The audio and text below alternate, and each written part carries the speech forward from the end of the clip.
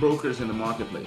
You have the broker that don't know what the heck they're talking about. That's kind of what the Aussies are promoting. Your job is to simply understand the different paths and how they are, and we're going to be offering you the support to help you determine which path the clients take. James, Hello.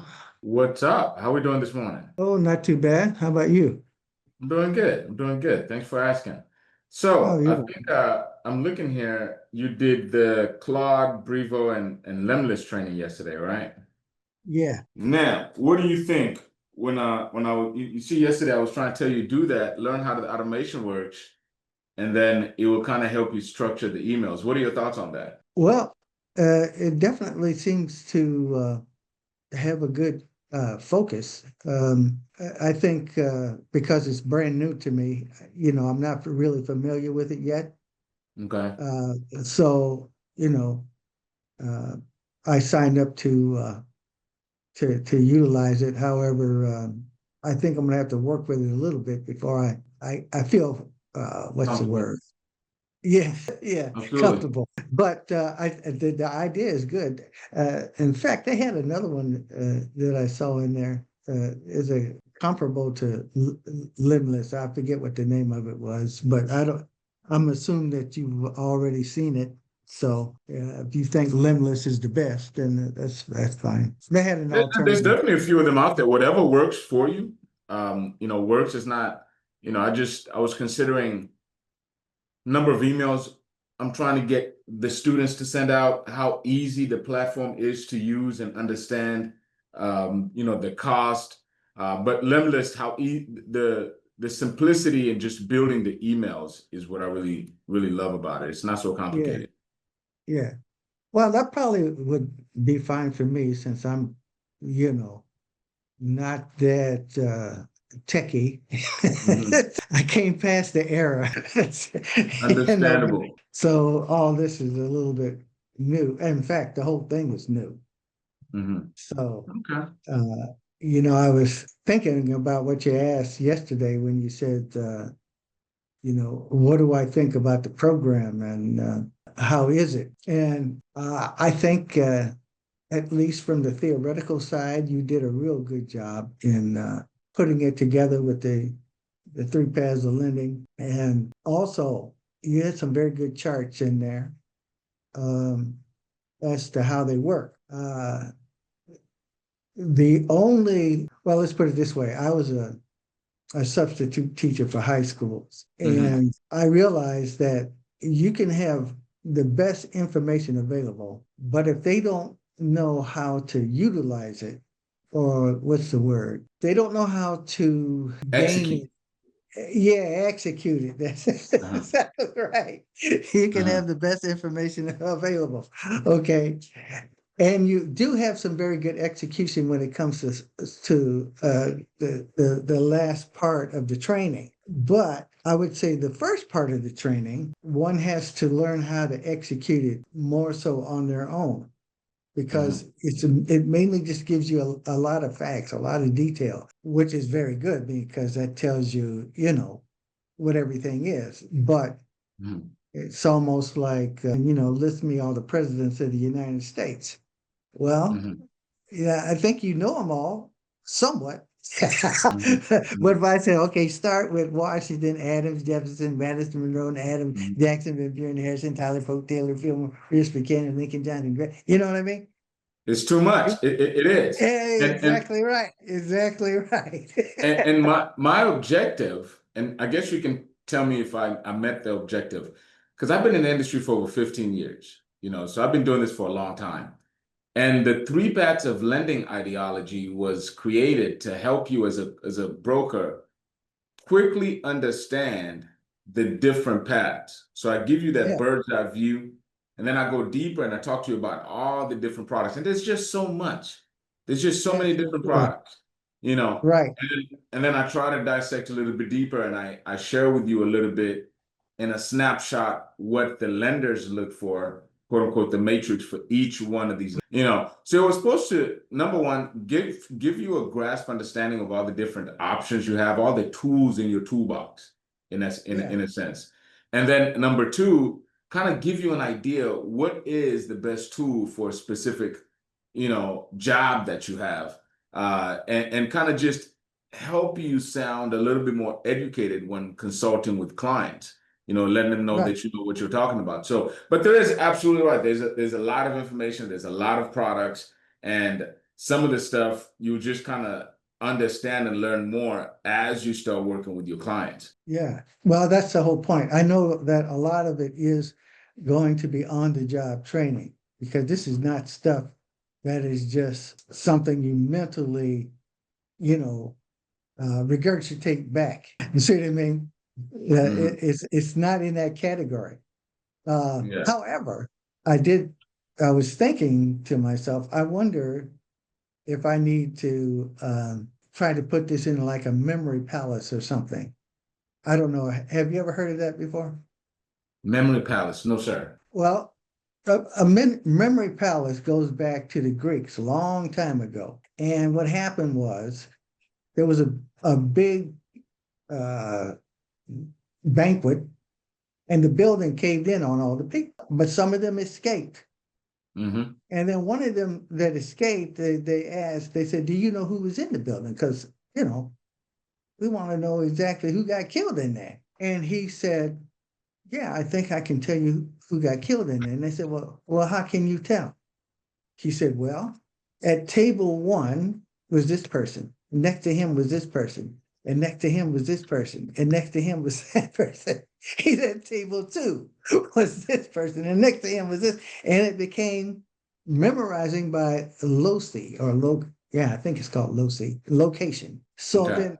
So then from that time on, people have been building what they call memory palaces, where they use locations that they're very familiar with, like their house. Okay. And they go from room to room, and on the different pieces of furniture in the room, they Hmm. put information they want to memorize for long term. And then and since they are very familiar with the locations, then they make they use uh, people more or less that they know also quite well, and it could be actors like Arnold Schwarzenegger or something like that. And you make him a Terminator going through the room, okay? And what you want to memorize, you use uh, something outrageous, and there's many senses that you can use, not only visualize, but you can hear, you can smell, you can even taste if it's, you know, uh, Absolutely. It usable. reminds it Yeah, reminds me of how I got into the business lending and I was looking at all these products. I had to put them into those three different buckets. right. And that's why my brain, that sounds like the memory palette that you're describing. My Yeah, brain sort of looks like at it, that. yeah, my Yeah, brain looks at it from, is it a credit-based product, or is it a right. revenue-based product, or is it an asset-based product? You Yeah, know, exactly right. it's simply how So my brain goes. I think the hard part would be learning the different loans that are attached to those. See, Huh? for me, all those are just, separate. They're kind of like all over the place. Yeah. And to better help the stage that you're in right now, your job is to simply understand the different paths and how they are. Hmm. And we're going to be offering you the support to help you determine which path the clients take. Oh, You know, great. that, and as you know, that's why, you're given just enough ammunition so you can be able to intelligently speak to the client about their particular needs, Okay. intelligently ask them the right questions Right. about their situation. Now, after you get the credit report, the bank statements, or if it's a real estate thing, whatever asset they need to use as collateral, we'll evaluate all that stuff. We'll look at it for you. And as the training goes on with every one of our agents to come in, I'll come back to you one on one and I'll tell you, hey, we looked at Henry's file and Henry's credit qualifies for this much and this is why. Henry's Okay. bank statements qualify for this much, and this is why. And then as time goes on, once you start working with a few different clients, you'll be able to now understand the different products even much deeper Okay. in each one of the lending segments. But it definitely, and I like that, you want to understand everything. You're very you want to be thorough. You want to memorize and understand everything. But I want you to know there's no, if I were you, no really need for memorizing it per se, needs for understanding the three paths and the mechanism between the three paths. The credit-based Okay. path, we're Right. looking at credit. This is what these Right. guys are looking for. They're looking at these four factors.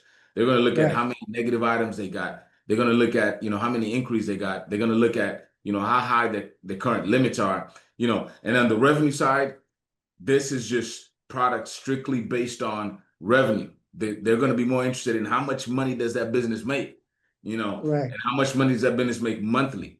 What type of Okay. industry is that business in? So these is the understanding that you need to mind on the real estate side or the asset side. Okay, cool. These are loan products that are either utilized to purchase a particular asset or pull money out of an asset. Hmm. Like real estate loans or equipment financing. So Right. that, that Right.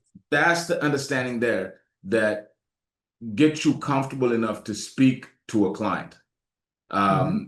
So you can kind of understand, what where you're coming from. But other than that, what overall did you think about how the content, was presented? I thought it was very good. As I said before, the initial part, I think, was well focused on the three paths of lending, and it gives you a good understanding as to what you are really trying to do, or at least trying to determine with the client. Okay. Uh, and the second part, of course, there's no way you can get around hands-on. I mean, it needs to be something that you do, okay, in order to really understand it, I think. So it's Gotcha. presented in a good way. But unless you're doing it, I don't think you can really gain it clearly. Absolutely, absolutely. Now, I've taken a lot of different courses, Mr. Ruffin, and sometimes you get a lot of people that just, I call it fluffing. They just get you in there and they just a lot of fluff, a lot of, nonsense. Were the topics and the things that I covered in the course, were they relevant to what, relevant and informative? Did you learn something? Oh yeah, definitely. As I said before, I thought it was very specific to the three paths of lending, which you stressed from the very beginning. Hmm. And and and I was kind of surprised when you mentioned, like, some of the courses like that, Oz has and others, um, they basically don't seem to have that realization that you need to focus on these three things, and this is the only way you can get money. That's it. There's two different types of brokers in the marketplace. You have the broker that don't know what the heck they're talking about, that what I call, acts like a used car salesman, just sends a bunch of stuff everywhere and hopefully something sticks. You know, Right. and that's kind of what the Oz's are promoting, and what I'm promoting is more so a broker that can be a consultant to the client, can educate them on their, what their options are. And that's Mhm. where the fastest three paths of lending comes in. Our job as a business loan broker is educate the client on what their needs are by analyzing the facts, which is their business credit report, bank statements, and whatever it is, and matching it with their funding needs. So Mhm. that's basically what our job is. Now, how applicable was the lessons in real world? If you can see, and I know you never worked as a broker before, but how applicable are some of the lessons that we're teaching you there? From understanding the products all the way to marketing. You just got done finishing working on the marketing course because we help people also generate some leads. So how relevant, you know, do you see him being out there in the real world? Is this something that you see yourself using? Oh, definitely. In fact, I don't know if you could not use it. The truth. Uh, like I said, even if you had all the information, if you don't have the second part, which is the application part with the limbless and whatnot, the scrape box and so forth, I'm not quite sure you would be able to um, do much with it. Tell you the truth. Mhm. Because if you can't get leads, you basically You're out of there. Yeah. swinging that air. And to be honest, when I started doing this, I didn't have a section or a training for helping people get leads. And I was noticing people were coming in, I was teaching them, they would love the training, everything was good, and then they would be stuck thinking that, Yeah, right. okay, now what's next? And I was like, I have to figure out a way to fix that. How Right. can I help them get leads? And there's a video that I created talking about this two different ways on how to create leads. It's either you invest with money or you invest with time. you Right. know, Right. and a lot of people don't have the money to spend on Facebook ads and all of these different companies, so they have to invest their time. Um, Right. and the old way of doing it, the old school way, hopefully you don't take that the wrong way, is it was always to go to marketing events, to meet face to face, to go door to door. But we're living in a whole different cultural environment where people are very, they keep to themselves. And the way to connect these days is through the internet. So we have to utilize AI and some of the tools that are out there. And that's kind of what we've helped with some of the training people helped through the training that we did, cold email marketing, to help people kind of get that phone to start ringing.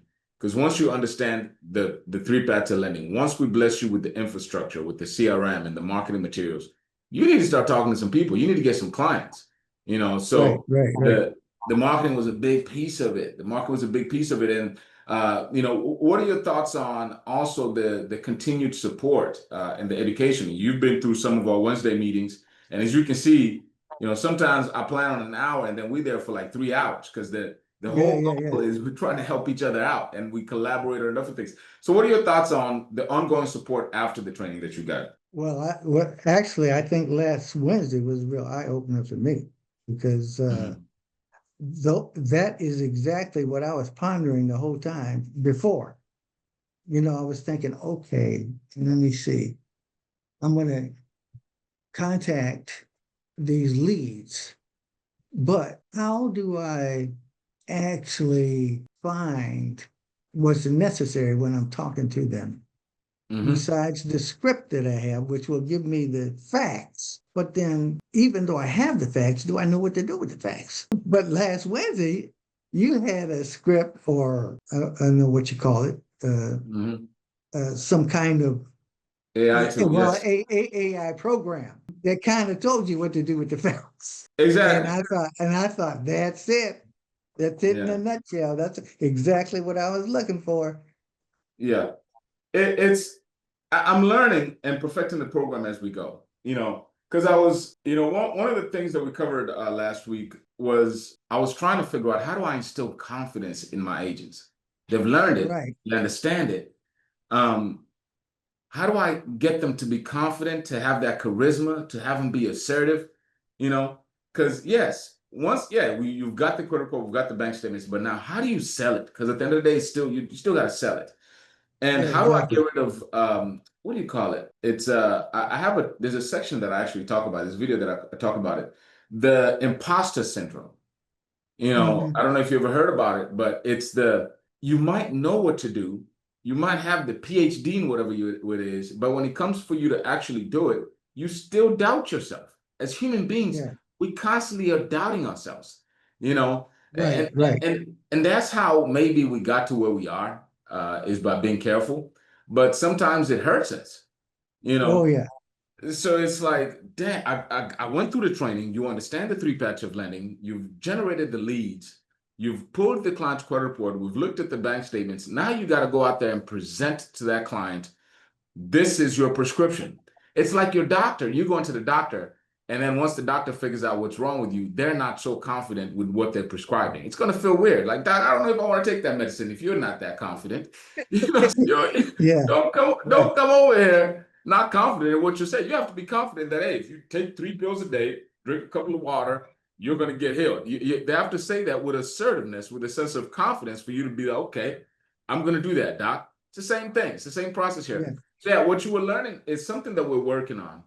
And hopefully we'll get that wrapped up here soon and apply that into the process here. It's a true thorough evaluation is whatever I want to call it. And a funding review, I should say, not evaluation. Once we've evaluated the documents, this is a full funding review, which is a document that explains in depth exactly what the client qualifies for and gives you information that you can share with the client in wording.